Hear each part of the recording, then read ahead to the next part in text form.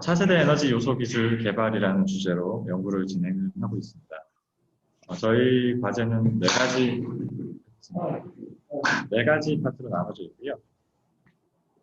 MSR을 위한 고온 비등점 입체의 물성 및 열기 측정 시스템, 전자장 토모그래피를 이용한 이동 계측 기술, MSR을 위한 CO2 초인계 사이클, 그리고 지능형 진동 감지 이렇게 네 가지 파트로 나눠서 연구를 진행하였습니다. 실적은 다음과 같습니다. 3차년도에는 XCI급 한 편이 지금 업셋되어 있고 KCI 편, 학술대회는 해외 한 건, 국내 한 건 있습니다. 그리고 2단계 통틀어서는 SCI 5편, KCI 4편이 진행되었습니다. 우선 첫 번째 주제인 고온 비등점 유체 연구인데요. 작년 2000년도에는 측류 영역에서 프릭션 팩터와 루셀 넘버를 측정을 하였습니다. 그리고 올해 3000년도에는 난류 영역에서의 프릭션 팩터와 루셀 넘버 측정을 하였습니다. 난류 실험을 하기 위해서 레이놀스 넘버가 커질 때 유량이 약 136 LPM까지 필요하다는 결과가 나와서 펌프를 교체하고 유량계도 교체하고 배관 재구성을 했습니다. 그리고 차압계도 교체를 해서 장치를 전체적으로 뜯어 고쳤습니다. 그래서 이렇게 만들어진 장치이고요. 이거를 가지고 프릭션 팩터 실험을 하였고 레이놀스 넘버 3000까지 해서 터뷸런트가 나오는 것을 확인을 했습니다. 그리고 레이놀스 1000에서 2000 사이에서 트랜지션이 생기는 것도 확인을 했습니다. 그리고 열전달계수 실험을 하기 위해서 이제 몇 가지 시행착오를 좀 많이 했는데요. TC를 처음에 용접을 했다가 그 다음에는 시트 타입 TC라는 걸 붙였다가 하다가 최종적으로는 이 벽면에 살짝 홈을 파서 실버 페이스트로 TC를 붙이는 방식으로 변경을 하였습니다.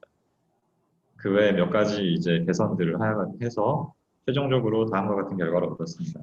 우선 라미나부터 다시 실험을 했고 레이놀스 800, 1440에서 기존 상관식과 잘 맞는 결과를 확인했습니다. 이거는 로컬 누셀 넘버 결과입니다. 그 다음에 레이놀스 넘버 2400, 4400도 실험을 했는데요. 온도를 높여서 실험을 했습니다. 4400 같은 경우에는 그닐린스키 코릴레이션하고 잘 맞는 거를 확인했습니다.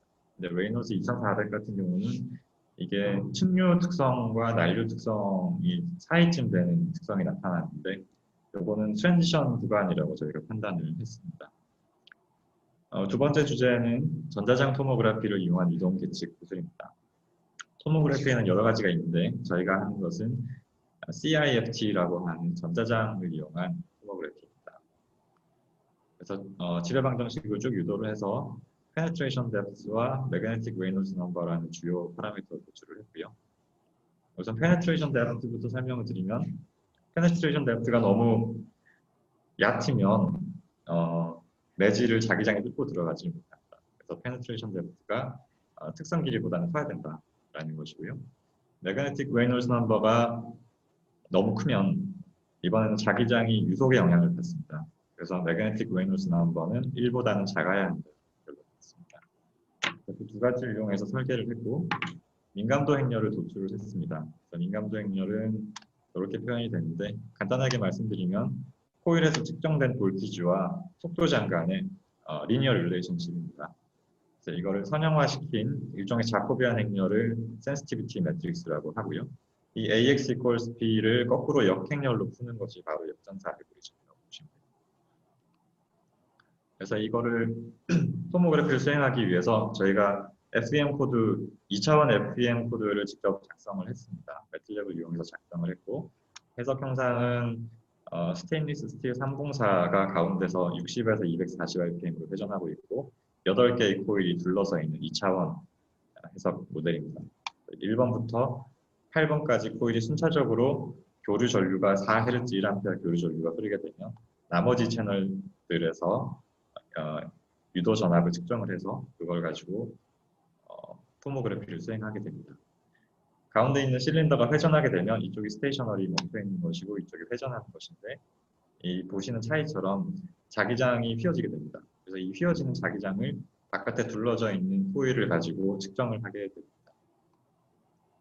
그래서 검증을 했던 내용이고요. 상용 코드인 콘솔과 저희가 계산한 FEM 코드의 결과를 비교를 했습니다. 그래서 일치하는 것을 확인을 했고 이제 회전 속도가 빨라짐에 따라서 유도 전압이 달라지는 것을 보실 수가 있습니다.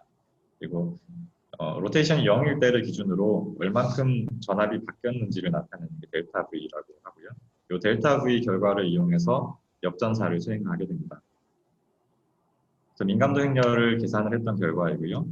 이건 1번 채널에 교류 전류를 가진하고 나머지 2번부터 8번에서의 전압이 어떻게 변하는지 델타 V를 나타낸 그림이고 각각의 데이터에 대한 민감도 행렬이 이렇게 얻어지게 됩니다.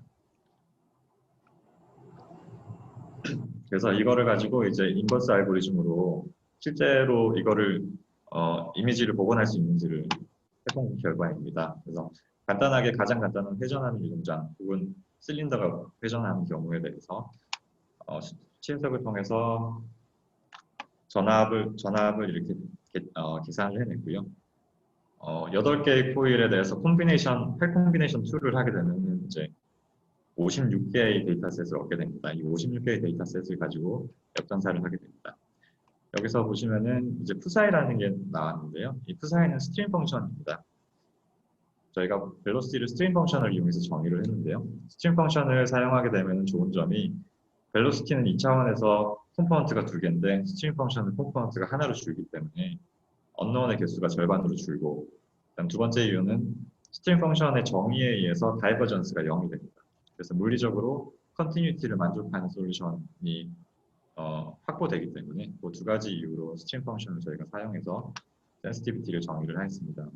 그리고 오메가는 플로우 바운더리 컨디션입니다. 그래서 이것들을 집어넣고 그다음에 람다 스퀘어는 티크노프 파라미터인데 이따가 다시 설명드리겠습니다.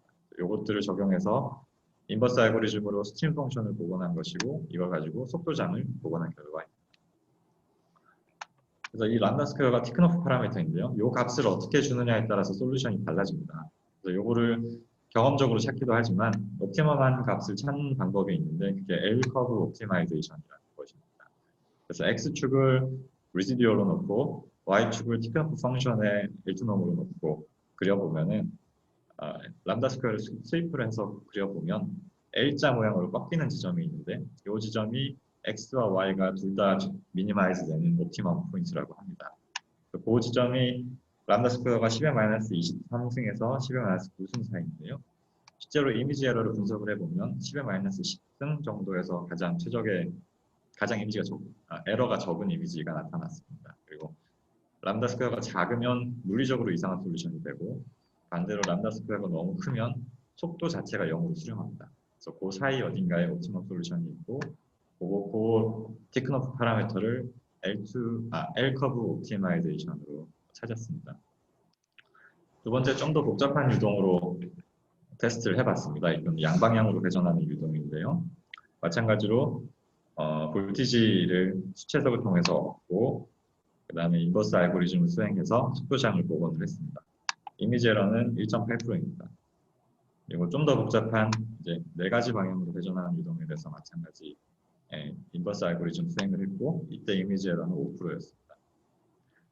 그래서 저희가 이론적 연구로는 이제 이걸 할 수 있다는 걸 충분히 보였고 이걸 실증적으로 할 수 있는지 보이기 위해서 실증 실험을 위한 목법 장치 설계를 했습니다. 회전하는 실린더가 있고 8개의 코일이 둘러져 있습니다. 그리고 2차원 전자장을 확보하기 위해서 코일을 3층으로 쌓아서 가운데 2층을 측정에 사용하고 1층과 3층은 더미로 사용했습니다. 그래서 이거를 이제 회로를 저희가 만들어서 이 회로의 측정 오차를 줄이기 위해서 노력을 했던 이야기고요. 최종적으로 캘리브레이션 커브를 다음과 같이 얻었습니다. 저희가 제작한 PCB 회로이고요. 이 회로의 오차는 디퍼런스 에러라고 제가 정리를 했는데 레퍼런스 볼테이지에 대해서 얼만큼 볼테이지가 변했는지를 측정했을 때 그게 얼마나 정확하냐 하는 것입니다. 그것이 플러스 마이너스 10% 이내로 나오는 거를 전 범위에서 나오는 걸 확인을 했습니다.